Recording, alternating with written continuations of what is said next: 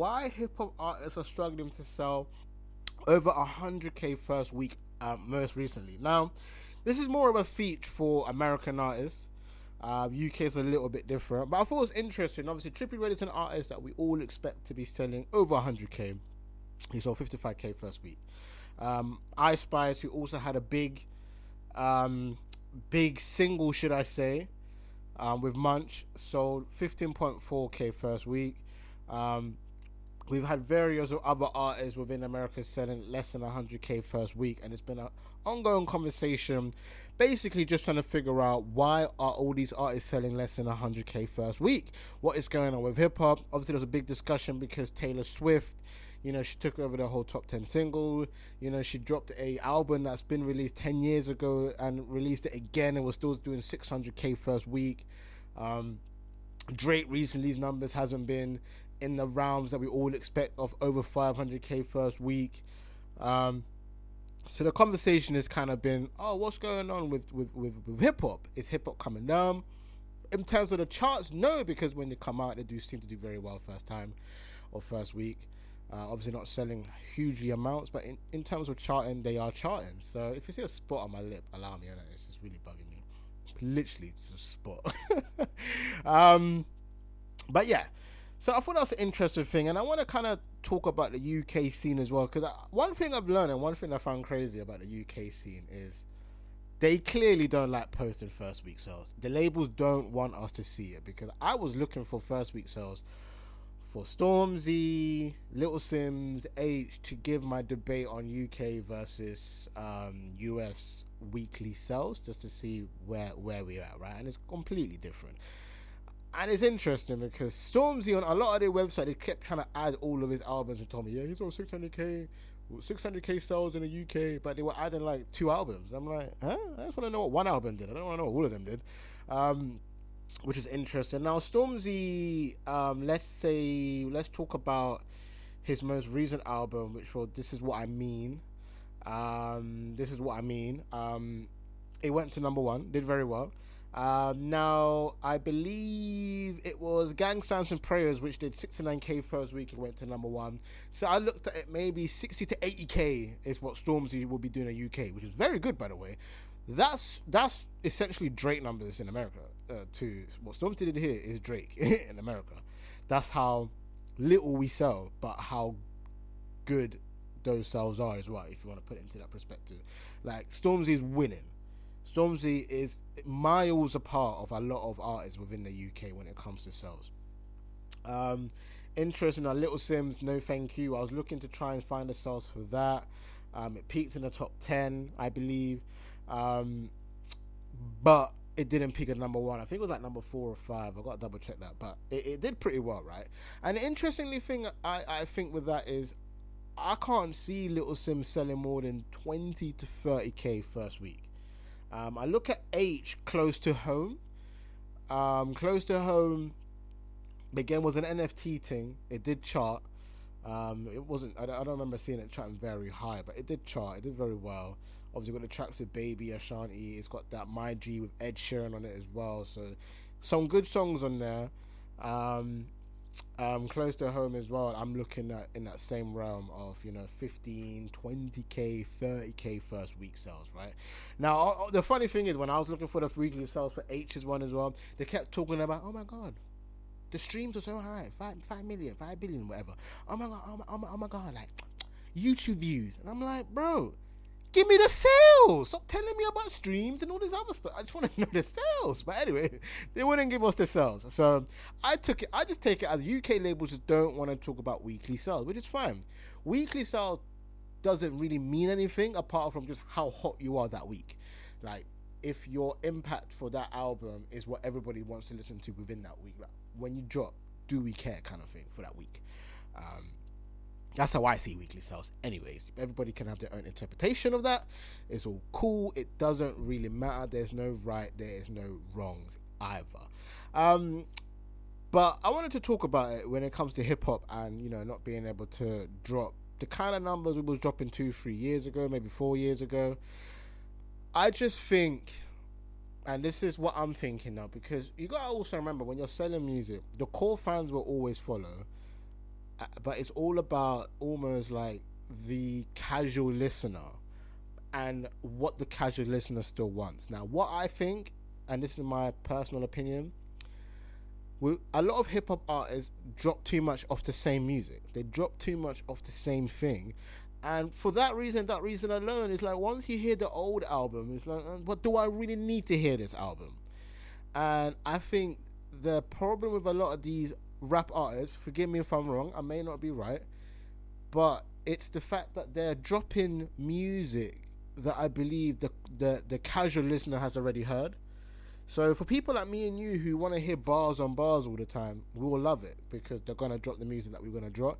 But the casual listener that already heard that, they're not literally, they like to hear something different. Casual listeners don't necessarily listen to the same type of music over and over again. They're always searching for what's new and what's hot and what's popping right now and what's cool. And unfortunately, a lot of these artists that keep recycling their music, like nobody wants to hear that again and again and again and again. Bro, if you're dropping real raps, okay, cool. They want to hear something different the next time. They're not trying to hear the same real rap because they'll just listen to your old album because they already like the album. Does that make sense? So I think for that reason only, the conversation surrounding music and how you should drop music and who it's for is very important because right now I'm seeing a lot of artists thinking they was hot, but they're not hot now. Like Trippie Redd, I was talking about 55k first week. Should be doing 100k, but 55k first week. We can also talk about the break he took. He hasn't dropped for I don't know, it wasn't that long ago. It was about a year, I think, maybe. I don't know. But Trippie Redd, for me, when I think of Trippie Redd, I just remember the 6ix9ine thing. Like, that's when Trippie Redd was booming. Him, 6ix9ine, that whole saga, the beefs, all of that. That's when Trippie Redd, to me, was making a lot of noise. I feel like since then, he hasn't really done much of a noise until now. And you gotta remember as well, like his label dropped one of his singles as like an Avengers thing, like a DJ Khaled type vibe, where it was like he was gonna have like all the hottest artists on his album. You're thinking, bro, like this is like a DJ Khaled album, but as an artist, you know what I'm saying?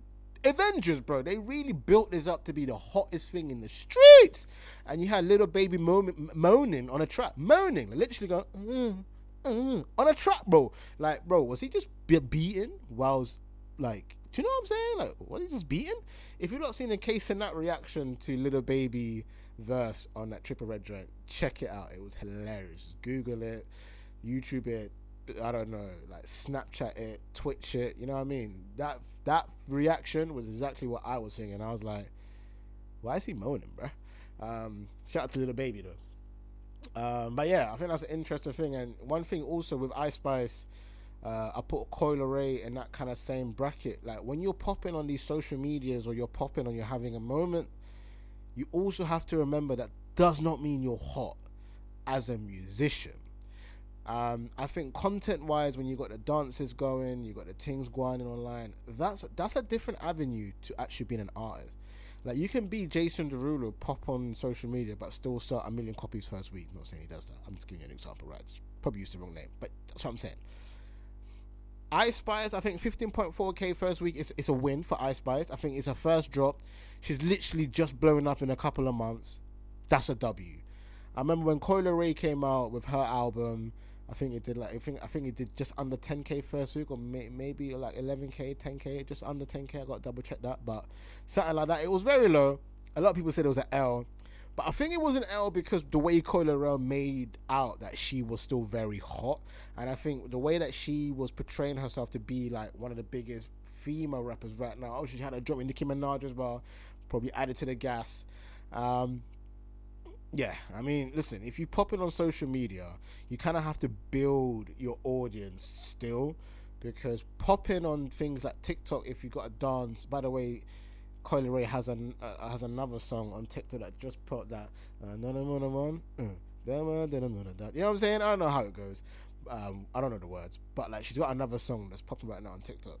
And I think if you're going to stay in that realm, then don't complain when you don't make the sales, because they're only chasing a single moment that you're dropping with that single. They're not chasing a full body of work. So, yeah, I think that's an interesting point when it comes to UK hip-hop sales. Again, we were talking about Taylor Swift beforehand. And, you know, with Taylor Swift, Taylor Swift being able to be the first artist to have all singles in the top 10 is crazy. But I generally think pop's coming back. Harry Styles doing crazy. You got 1975s in the UK doing crazy. I generally think pop is coming back to take over hip hop very, very, very soon. I just think the content wise from hip hop, it's gone kind of down. I think people need to check out, like, I got personal friends who makes hip hop music, like K-Triggs. K-Triggs is another good artist. You lot need to go check out K-Triggs. Did this thing with Max Cyrus. Dope. And another guy called Omar was on that joint. Listen, that whole body of work's crazy.